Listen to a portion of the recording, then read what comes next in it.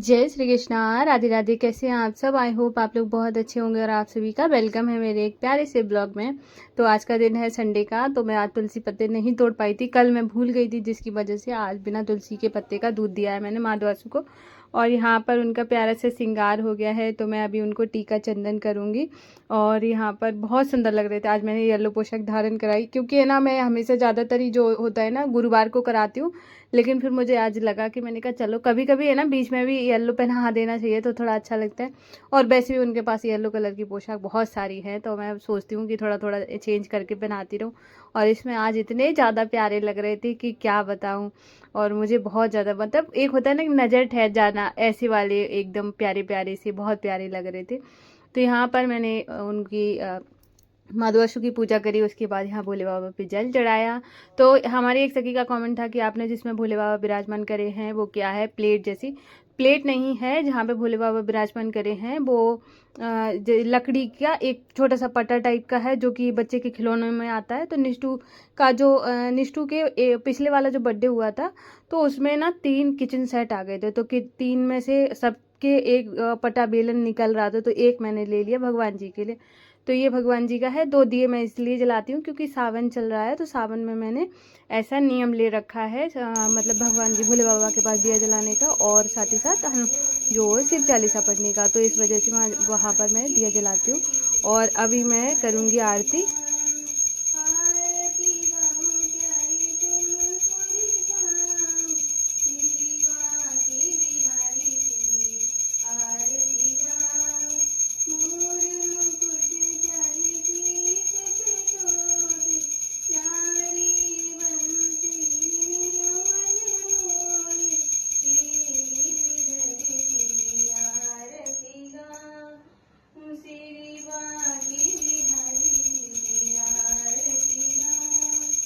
तो घर की पूजा पाठ हो गई थी, तो मैं आ गई हूँ बाहर, और अभी मैं बाहर पूजा करूँगी। तो आज का मौसम बहुत ज़्यादा अच्छा है।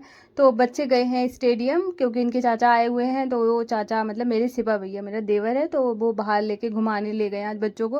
तो क्योंकि वैसे भी जाने का टाइम नहीं मिलता है, क्योंकि हस्बैंड आते हैं तो थोड़ा बहुत बच्चे तब घूम लेते हैं, और वैसे जब देवर आते हैं तब घुमा देते हैं। वैसे तो बच्चे कहीं जाना आना होता नहीं है, घर घर से स्कूल, ऐसे ही उनकी लाइफ चल रही है, तो ऐसे ही चलता रहता है। तो सोचा कि चलो आज घुमा देते हैं, तो बस वो घुमाने लेके चले गए हैं। और मेरा यहाँ पे ना घर का सारा काम हो चुका है, पूजा पाठ हो गई है, बाहर पूजा करूँगी। मौसम देख सकते हैं कितना प्यारा है। और आज इसके बाद है ना बहुत तेज़ वाली बारिश हुई थी। मतलब इतना अच्छा मौसम हो ना, तो काम करने में भी अच्छा लगता है, खुशी होती है मन से। और हमारी एक सखी का कमेंट था, जो कि मैंने उनको बोला था कि परसों शेयर करूँगी, मतलब कल वाले ब्लॉग में। पता चला मेरे से डिलीट ही हो गया है, क्योंकि आज मैंने सोचा कि बहुत सारे वीडियोस हो गए हैं, बहुत सारी फ़ोटोज़ हो गई हैं, तो मैंने सोचा थोड़ा सा डिलीट कर दी, स्पेस हो जाएगा। और थोड़ा फ़ोन जो जब ज़्यादा भर जाता है तो रन भी थोड़ा सा स्लो करता है, तो इस वजह से मैंने सोचा कि इसको थोड़ा सा खाली कर दिया जाए। और खाली करने के चक्कर में उनका एक कमेंट भी डिलीट हो गया है। तो अगर आप देख रही हो तो प्लीज़ दोबारा कर देना। और मैं क्या बताऊँ और ये भी नहीं पता चल रहा है कि किसका कमेंट था, पता नहीं, बहुत सारे कमेंट होते हैं, तो इसी बीच में नाम भी थोड़ा सा भूल जाती हूँ, ये अब इसीलिए मैं स्क्रीनशॉट ले लेती हूँ। तो यहाँ पर अब मैं बना रही हूँ चाय, गर्मा गर्म चाय पियेंगे, उसके बाद घर के काम में लग जाऊँगी। और आज मुझे बहुत सारा काम करना है, क्योंकि सभी लोग घर पे ही हैं, संडे वाला दिन है। तो संडे का दिन वैसे सबके लिए रेस्ट का होता है, लेकिन हाउसवाइफ होती है उनके लिए नहीं होता है। और हमारे घर में तो वैसे भी सब लोग बीमार चल रहे हैं, तो शिवा भैया भी बीमार है इसलिए आए हैं, भाभी भी बीमार है, जब से हमारे घर कथा हुई थी तब से वो भी बीमार है। मतलब ऐसा सीजन चल रहा है। और आजकल जो भी मेरा ब्लॉग देख रहे हो, तो प्लीज़ अपना ख्याल रखना, बहुत मौसम ख़राब चल रहा है, तो ज़्यादातर है ना लोग बीमार ही हो रहे हैं, जहाँ देखो वहाँ कोल्ड फीवर ऐसे ही चल रहा है। तो थोड़ा थोड़ा अपना ख्याल रखो, जैसे कि ठीक रहो क्योंकि एक बार बीमार हो जाओ ना, तो बहुत दिन ख़राब हो जाते हैं। तो आज मैं बनाने जा रही हूँ चना दाल लौकी। और मैं आपको एक चीज़ बताती हूँ, तो आज जो है ना, मैं आपके साथ शेयर करने वाली हूँ कि मैं हमेशा खुश कैसे रहती हूँ। जैसे कि मेरे पास काम की कोई कमी नहीं है, सुबह से शाम तक मेरे पास अनगिनत काम है, जो कि मतलब अगर मैं जैसे ये सारे जो आप ब्लॉग में देखते हो, ये मान के चलो आप शायद ही 40% देखते होगे। इसके बाद मेरी लाइफ इतना ज़्यादा बिजी होती है, कभी कभार मुझे बिल्कुल भी रेस्ट करने का भी टाइम नहीं मिल पाता है, तो ऐसे वाली लाइफ हो जाती है। तो मैं आपको इसी बीच में इतना ज़्यादा हैप्पी फील कैसे करती हूँ, मैं आपको कुछ सीक्रेट बताती हूँ जो कि मेरे हैं, ठीक है? सीक्रेट तो नहीं कहूँगी, मतलब मैं अपनी लाइफ़स्टाइल के बारे में बताऊँगी। एक सखी का कमेंट भी था कि आप अपनी लाइफ़ के बारे में थोड़ा बताएँ तो हमें अच्छा लगेगा। देखो कुछ चीज़ें तो मैं शेयर कर सकती हूँ, कुछ प्राइवेट ही रहने दी जाती हैं, तो बस वही उसी का है। मैंने ऐसे सोचा है कि जब सब लोग का मतलब नहीं है, मेरे हस्बैंड जब परमिशन देंगे तभी हम शेयर करेंगे मैं अपनी पर्सनल लाइफ़ को, लेकिन तब तक मैं नहीं करूँगी। और यहाँ पे है ना मैं जब भी ये बोलती हूँ ना पर्सनल लाइफ़ का, ये मतलब नहीं हमारे दोनों के बीच में कभी उल्टी-सीधी बातें हुई हों, अनबन हुई हो, हमारे दोनों के बीच के लेके कोई भी कभी भी, मेरे 8 साल शादी को होने जा रहा है, कभी भी कोई भी एक बार भी नहीं हुआ। अभी मैं इसी बीच में ना आपको एक थोड़ा-सा इंसिडेंट बता देती हूँ, बहुत ही फ़नी है। जैसे मेरा जो नेचर है, मैंने आज इतनी बड़ी हो गई हूँ मैंने कभी किसी को जवाब नहीं दिया, कभी भी सिंगल मतलब कोई एक इंसान आके ये नहीं बोल सकता है कि मैंने उनको जवाब दिया है, मैंने उसके साथ लड़ाई करी है, कभी नहीं। वो कोई कह ही नहीं सकता कि मैंने दिया ही नहीं है, ठीक है? और उसके बाद है ना फिर मुझे जैसे हाँ, कभी ऐसे कोई बोल देता था, तुम्हें तो किसी बात का फ़र्क ही नहीं पड़ता है। ऐसे तो मुझे कभी ऐसे रियलाइज़ हुआ, मैंने सोचा कि अरे इसका मतलब है मुझे अपनी इज़्ज़त की कोई पड़ी ही नहीं है जब मुझे कोई फ़र्क ही नहीं पड़ रहा है। तो ऐसे ही जब निष्ठू छोटी थी तब उसी बीच है ना थोड़ा-सा बच्चे को लेके नहीं कि आप ले लो, तो मैंने हस्बैंड को ऐसे बोल दिया कई बारी कि आप ले नहीं सकते हो, मैं काम कर रही हूँ।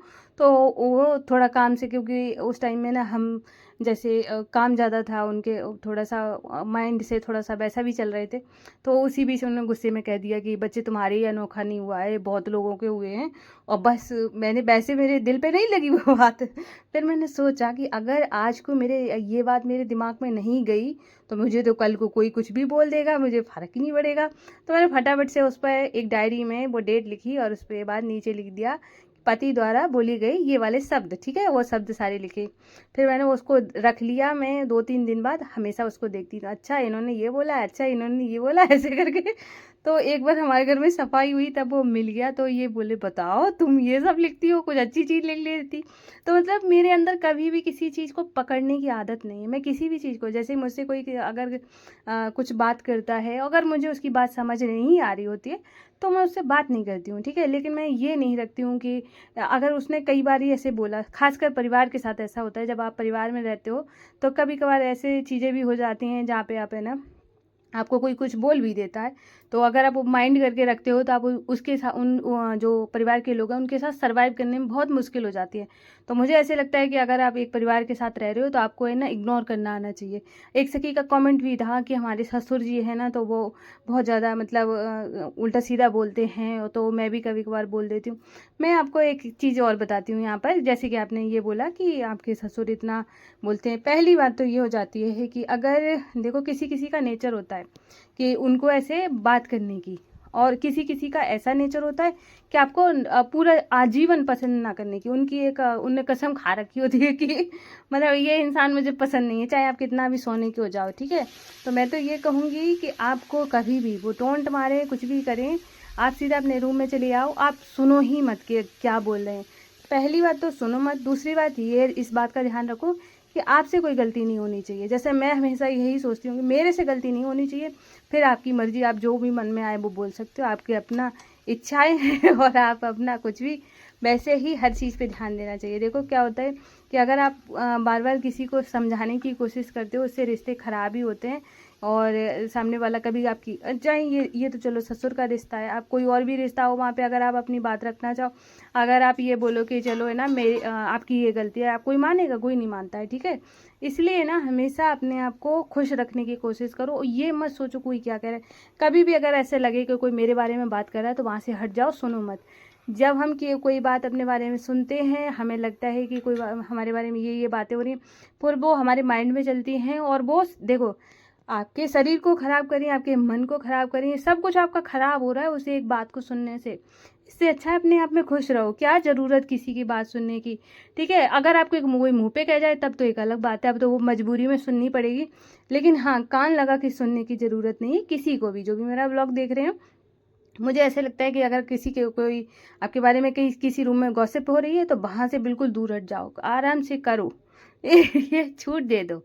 देखो अगर ध्यान दोगे तो आपका फ्यूचर भी ख़राब हो जाता है, प्रेजेंट तो ख़राब होता ही है, क्योंकि आप वो इरिटेट हो रहे हो, फिर आपके काम अच्छे से नहीं हो रहे हैं। जब आपका आज काम अच्छा नहीं हुआ तो कल भी ख़राब हो जाएगा। इसलिए खुश रहो, ठीक है? तो अब मैं बताती हूँ मेरी खुशी का राज, जो कि बहुत ज़्यादा अच्छा है। तो जैसे कि मैं आपको बताती हूँ, मेरी जो जीवन में है ना, सबसे बड़ा जो मैंने ऊंचा दर्जा दे रखा है, वो मेरे माधु बसु को दे रखा है, हमारी राधा रानी को दे रखा है। इससे बड़ा मैं किसी चीज़ को मैं कुछ भी नहीं मानती हूँ, ठीक है। तो अब मैं आपको एक चीज़ बताती हूँ। जैसे क्या होता है कि मेरे आसपास आजू बाजू में जो भी लोग होते हैं, ज़्यादातर मेरे जो बात करती हूँ, जिनसे भी मैं बात करती हूँ, बच्चे हैं, छोटे छोटे बच्चे हैं, लड़कियां हैं, उनसे मैं बात करती हूँ। और वो बच्चे हमेशा ही ऐसी बात करेंगे, खेलने खाने की ऐसी बात करेंगे। मेरे आसपास ऐसा कोई भी नहीं होता है जो कि मतलब मुझे ऐसे दुनियादारी की बातें करे और इधर उधर की बातें बताए। मेरे पास कोई है ही नहीं ऐसा, मैंने ऐसे किसी को रखा ही हुआ नहीं है, क्योंकि मैं थोड़ी बहुत देर के लिए निकलती भी हूँ तो मैं ऐसे मैं हमेशा ही ऐसा सोचती हूँ कि मैं सामने अगर किसी के पास जा रही हूँ तो हैप्पीनेस स्प्रेड करूँ। मेरा कभी भी ऐसा इंटेंशन होता ही नहीं है कि मैं किसी के बारे में बात करूँ या मैं कहीं से सुन कर आऊँ। मैं कभी नहीं चाहती हूँ। मैं अपनी लाइफ को बहुत ज़्यादा सिंपल रखना चाहती हूँ। मैं नहीं चाहती हूँ मेरी उथल पुथल जीवन में हो जाए। मैं किसी चीज़ को लेके नहीं मानती हूँ। तो मैं हमेशा ही मेरे जैसे कुछ भी अच्छा उबरा हो, कुछ भी हो, मैं अपने माधु बसु के साथ शेयर करती हूँ। और किसी को भी, जैसे ना कई लोग हैं ना, जैसे कि जैसे अब मैं ब्लॉग बनाती हूँ, ब्लॉग में कभी आज तक किसी ने नहीं बोला होगा कि मतलब आप इतना भोग बनाती हो या खाना बनाती हो तो इसलिए बनाती हो कि तो ब्लॉग बनाना है। नहीं, मेरा ऐसे ना ऑफलाइन कई लोगों ने ऐसे बोल दिया कि मतलब खाना इसीलिए बनाती हूँ, ब्लॉग भी तो बनाना होता है। मतलब पे पता है कि उस चीज़ को लेके मैं कभी कभार बड़ा हर्ट हो जाती थी। अब तो कोई नहीं बोलता, कि सब लोग जान गए हैं कि इन ये सुनने वालों में से है नहीं। तो मुझे ना ऐसे लगता है कि अब सपोज करो कि मैंने ब्लॉग आज का बनाया, आज संडे है, कल मैं रिकॉर्ड ही ना कर पाऊँ तो क्या मैं उनको भोग नहीं खिलाऊंगी? देखो, किसी के लिए मूर्ति हो सकते हैं, मेरे लिए ऐसे मान के चलो, मेरे लिए सब कुछ है, सब कुछ।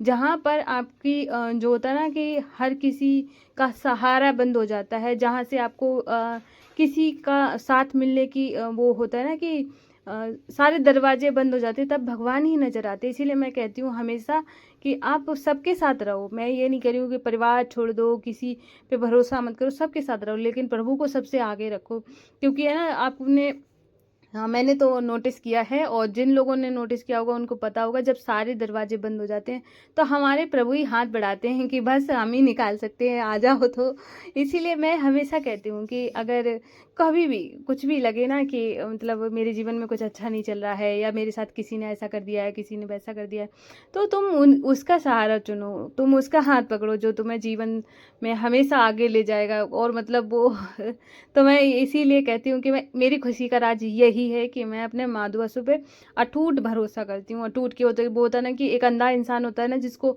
कुछ पता नहीं होता है कि जाना किधर है, और वो एक होता है ना कि एक मतलब चला जाता है एक दिशा की तरफ। वैसे ही मैं, मान लो मैं एक मैंने उनका हाथ पकड़ा हुआ है और मैं चली जा रही हूँ, चली जा रही हूँ। और मैं इसीलिए बोलती हूँ, मुझे उस उनसे ज़्यादा कुछ भी प्यारा आज तक मुझे कुछ मिला नहीं है, और ना ही मुझे पाने की वो कहते नहीं है, लालसा है। मैं हमेशा चाहती हूँ मैं एक ऐसे रहूं, ऐसे मतलब मैं उनकी भक्त बन के बनी रहूं, ऐसे, और क्या चाहिए।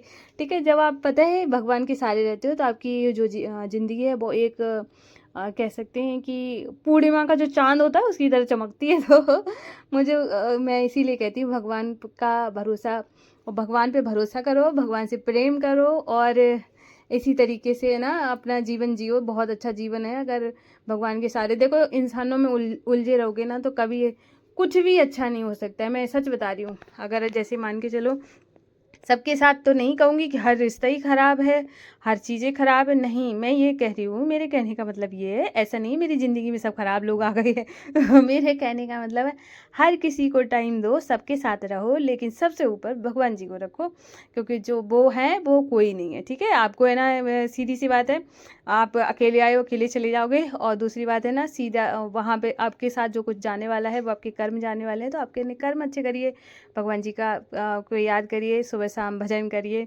अपने घर का एनवायरनमेंट अच्छा रखिए, क्योंकि जैसा आपका घर रहता है वैसे ही आपका मन रहता है।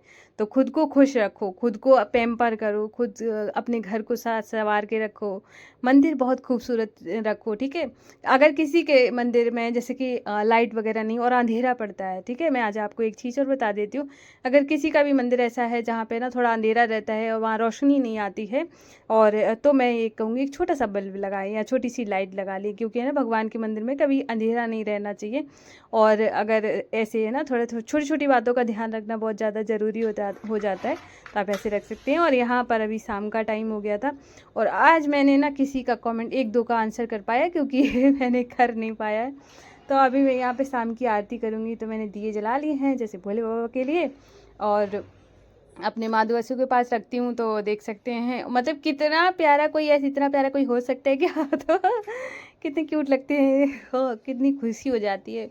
मैं पता है बात करते करते भी मेरे ना आंखों में आंसू आ जाते हैं। मतलब अब आप ये मेरी उनकी कृपा का अंदाज़ा इस बात से लगा सकते हो कि मेरी बातों में ही, मेरी आंखों से ही सब कुछ पता चल जाता है कि ना माधुवसु कितना कृपालु है। मैं सच बता रही हूँ, बड़ा कृपालु है। तो मैं तो ये कहूँगी, अगर आपके घर में भगवान जी, चाहे कोई भी, माता रानी हो, भोले बाबा हो, किसी को भी, जिसको भी आप अपना आराध्य मानते हो, इग्नोर ना करें, ठीक है। अपने मंदिर में ना पूजा पाठ करें अच्छे से।